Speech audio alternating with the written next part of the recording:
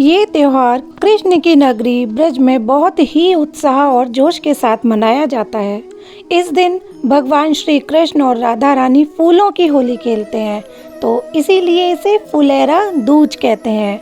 तो हरे कृष्ण, राधे राधे दोस्तों, कैसे हैं आप सब? आशा करती हूँ आप सब अच्छे होंगे, कुशल मंगल होंगे। तो फ्रेंड्स, आज मैं आप सबके साथ शेयर करने वाली हूँ फुलेरा दूज से रिलेटेड वीडियो कि हम ये फुलेरा दूज क्यों मनाते हैं, इस साल फुलेरा दूज कब है। क्योंकि मोस्टली क्या होता है, अब ना हमारे जो फेस्टिवल्स है वो ऑलमोस्ट 2 दिन होते हैं, तो इसीलिए ना थोड़ा सा कंफ्यूजिंग हो जाता है कि हमें कब मनाना है, क्या करना है। तो चलिए मैं आपको बताती हूँ डिटेल के साथ कि फुलेरा दूज आखिर है कब। तो फ्रेंड्स, हिंदू पंचांग के अनुसार हर साल फागुन महीने के शुक्ल पक्ष की द्वितीय तिथि को हम फुलेरा दूज मनाते हैं। फुलेरा दूज को शुभ दिनों में से एक माना जाता है। मतलब कहते हैं इस दिन ना आप कोई भी शुभ काम कर सकते हो, कोई बिना मुहूर्त देखे। जैसे आप शादी, कोई कुछ खरीदना है, आपको कोई प्रॉपर्टी खरीदनी है, कोई भी आपको शुभ काम करना है, इवन आपको अपना कोई व्यापार वगैरह भी स्टार्ट करना है, तो आप वो स्टार्ट कर सकते हो, क्योंकि ये बहुत ही शुभ दिन माना जाता है। अच्छा, फुलेरा दूज के दिन हम भगवान श्री कृष्ण और राधा रानी की भी पूजा करते हैं। देखा जाए तो ये फुलेरा दूज पूरा उन्हीं को समर्पित है। तो फ्रेंड्स, अब मैं बताती हूँ इस साल फुलेरा दूज 11 मार्च को सुबह 10:44 पर शुरू हो रहा है, और साथ ही ये तिथि जो समाप्त हो रही है वो अगले दिन 12 मार्च को सुबह 7:13 पर समाप्त हो रही है। तो ऐसे में जो हमारे सभी हिंदू त्यौहार जो मनाए जाते हैं वो उदया तिथि में मनाए जाते हैं। तो फुलेरा दूज 12 मार्च को सुबह 7:13 पर समाप्त हो रहा है, तो इसीलिए हम फुलेरा दूज 12 मार्च को मनाएंगे, क्योंकि वो उस टाइम उदया तिथि है। अच्छा, अब इस दौरान जो हम ना राधा कृष्ण की पूजा जो करते हैं वो हम करेंगे। उसका जो मुहूर्त है वो है 12 मार्च को सुबह 9:32 से दोपहर 2 बजे तक। अच्छा, अब एक तो ये पूजा का मुहूर्त हो गया, शुभ मुहूर्त। एक होता है गोधूली मुहूर्त, तो मैं आपको पहले बता देती हूँ ये कब है, फिर मैं आपको बताऊँगी गोधूली मुहूर्त होता क्या है। तो जो गोधूली मुहूर्त है वो है 12 मार्च को शाम को 6:25 से शाम के ही 6:50 तक। अच्छा, तो अब ये गोधूली मुहूर्त बताती हूँ मैं होता क्या है। अच्छा, वैदिक पंचांग के अनुसार जो जैसे हम जहाँ भी रहते हैं ना, वहाँ सूर्यास्त तो जब होने वाला होता है तो उससे 12 मिनट पहले का समय और सूर्यास्त के 12 मिनट के बाद का समय, ये इसको कहा जाता है गोधूली मुहूर्त। तो वैसे तो फुलेरा दूज का दिन बहुत ही शुभ माना गया है, लेकिन पूजा के लिए गोधूली मुहूर्त सबसे उत्तम माना गया है। अब इस दिन राधा कृष्ण को बहुत अच्छे से श्रृंगार करा जाता है और उनको खूब श्रृंगार और फूलों से सजाया जाता है, और फूलों से उनके साथ होली खेलते हैं। इसीलिए इसे फुलेरा दूज कहते हैं। फुलेरा मतलब फूल और दूज मतलब द्वितीय तिथि, तो इसीलिए फुलेरा दूज कहते हैं।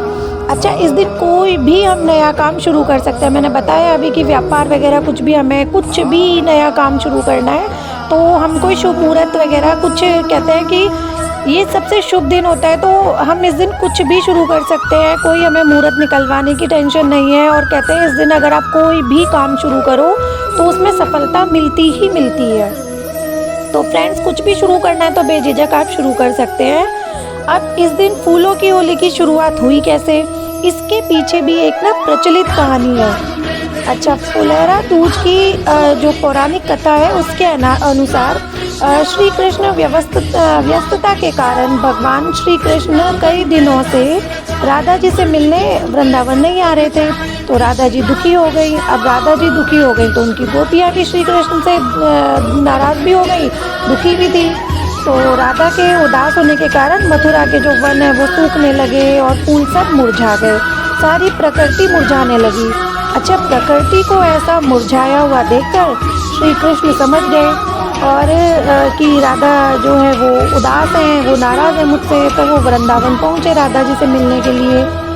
श्री कृष्ण के आने से राधा रानी उनको देखकर खुश हो गई, और चारों तरफ से जो हरियाली छा गई, एकदम जो वन सूखे हुए थे सब एकदम हरियाली हो गई हर जगह। तब श्री कृष्ण ने वहाँ खिले हुए फूलों को तोड़ लिया और राधा रानी को छेड़ने के लिए उन पर एक फूल फेंक दिया। तो राधा रानी ने भी ऐसा ही किया श्री कृष्ण के साथ। यह देख के वहाँ पे जो गोपी और ग्वाले थे उन्होंने भी एक दूसरे पर फूल बरसाने शुरू कर दिए। तो कहते हैं तभी से हर साल मथुरा वृंदावन में ये फूलों की होली खेली जाती है। अच्छा, वैसे तो मथुरा वृंदावन में बसंत पंचमी के दिन से ही होली की शुरुआत हो जाती है। वो कृष्ण जी के गालों गल चप्पे पर गुलाल वगैरह लगाना शुरू कर दिया जाता है, पर ये आज के दिन से वहाँ पे फूलों की होली भी खेली जानी शुरू हो जाती है। इस दिन मथुरा वृंदावन में सभी मंदिर फूलों से सजाए जाते हैं और फूलों की होली खेली जाती है। तो जो राधा कृष्ण जी हैं उनके साथ उनका जो साज श्रृंगार होता है वो भी फूलों से करते हैं। इसीलिए बार बार मैं बता रही हूँ, इसीलिए क्योंकि फूलों से खेली जाती है, फूलों से श्रृंगार होता है, तो इसको फुलेरा दूज कहते हैं। अच्छा, इस दिन भोग में श्री कृष्ण और राधा जी को जो भी हम व्यंजन बनाते हैं, सात्विक व्यंजन, उसका भोग लगाया जाता है। साथ ही इसमें पोहा का भोग भी लगाया जाता है। पहले वो भोग भगवान को समर्पित करते हैं, उसके बाद वो प्रसाद स्वरूप हम सब ग्रहण कर लेते हैं। अच्छा, इस दिन के लिए एक कथा ये भी है कि इस दिन श्री कृष्ण और राधा रानी का विवाह हुआ था। बहुत से लोगों को पता है कि उनका विवाह नहीं हुआ था, बट जो ब्रह्म वैवर्त पुराण और गर्ग संहिता है उसमें ये बताया गया है कि राधा और कृष्ण जी का विवाह हुआ था। इस बात का जिक्र है उनमें। इसके अनुसार खुद ब्रह्मा जी ने राधा और श्री कृष्ण की शादी करवाई थी। इस कथा के अनुसार जब श्री कृष्ण छोटे थे तब नंद बाबा उन्हें गाय चराने के लिए ले गए साथ में। तो गाय चर रही थी और नंद बाबा बहुत थक गए थे, इसलिए वो एक पेड़ के नीचे लेट गए और उनकी आंख लग गई। अच्छा, कुछ देर बाद उनकी आंख जब खुली तो सूरज ढल चुका था और चारों तरफ अंधेरा हो गया था। नंद बाबा डर गए। तभी उन्हें दूर से एक रोशनी दिखाई दी। एक गोपी उनकी ओर बढ़ रही थी। अच्छा, जैसे जैसे वो गोपी उनके पास आती गई तो उन्होंने देखा कि वो गोपी और कोई नहीं बल्कि राधा रानी है। राधा जी को वो जानते थे। राधा रानी ने देवी स्वरूप धारण कर रखा था। अच्छा, उन्होंने नन्हे कृष्ण को राधा रानी को सौंपते हुए कहा कि मुझे पता है कि मेरे हाथ में ये श्री हरि है और मुझे गर्ग जी ने सब बता दिया है, तो आप इनको संभालो। तो जैसे ही वो उनको देख के वहाँ से चले जाते हैं, तो जैसे ही राधा रानी कृष्ण को अपने हाथों में लेती हैं और वो एकदम से अपना असली रूप में आ जाते हैं, तो वहाँ पे मथुरा से करीब 25 किलोमीटर दूर ये यमुना किनारे एक भांडीर वन है। कहते हैं वहाँ पे श्री कृष्ण और राधा रानी जी का विवाह हुआ था, जो ब्रह्मा जी ने कराया था। और कह सकते हैं ये भी एक तरह से श्री कृष्ण जी की लीला थी। वहाँ उनकी जैसे ही वो अपने श्री कृष्ण बड़े अवतार में प्रकट होते हैं, तो वहाँ पे उनकी विवाह से समस्त सारी तैयारियाँ विवाह से संबंधित हुई रहती है। तो वहाँ ब्रह्मा जी उनको पूरा वेद पुराण और मंत्रोच्चार के साथ राधा रानी और श्री कृष्ण का विवाह करवाते हैं। उसके बाद वो दोनों थोड़ी देर यमुना किनारे बैठते हैं और उसके बाद श्री कृष्ण अपने बाल अवस्था में वापस आ जाते हैं और राधा रानी उनको वहाँ पे यशोदा मैया के पास सौंप के आ जाती हैं। तो फ्रेंड्स, ये है फुलेरा दूज की क्यों मनाते हैं, इस साल कब है और क्या करना चाहिए, क्या शुभ मुहूर्त है, ये सब मैं डिटेल दे चुकी हूँ। और फुलेरा दूज पर मैं क्या पोशाक बना रही हूँ ये भी मैंने बनानी है पोशाक शुरू कर दी है। जैसे ही कंप्लीट पोशाक बन जाएगी मैं आप सबके साथ शेयर ज़रूर करूँगी। तो फ्रेंड्स, आप सबको अगर मेरी वीडियोस अच्छी लगती है तो प्लीज़ मेरे चैनल को अगर आप नए हैं तो सब्सक्राइब करिएगा और मेरी वीडियो को लाइक करिएगा, शेयर करिएगा फ्रेंड्स और फैमिली के साथ, और कमेंट्स में राधे राधे ज़रूर लिखिएगा। और मेरे चैनल पर मैं अपने कृष्ण भगवान और श्री राधा रानी जी की लीलाएं सुनाती हूँ। अगर आपको वो वीडियोस देखनी है तो चैनल पर है।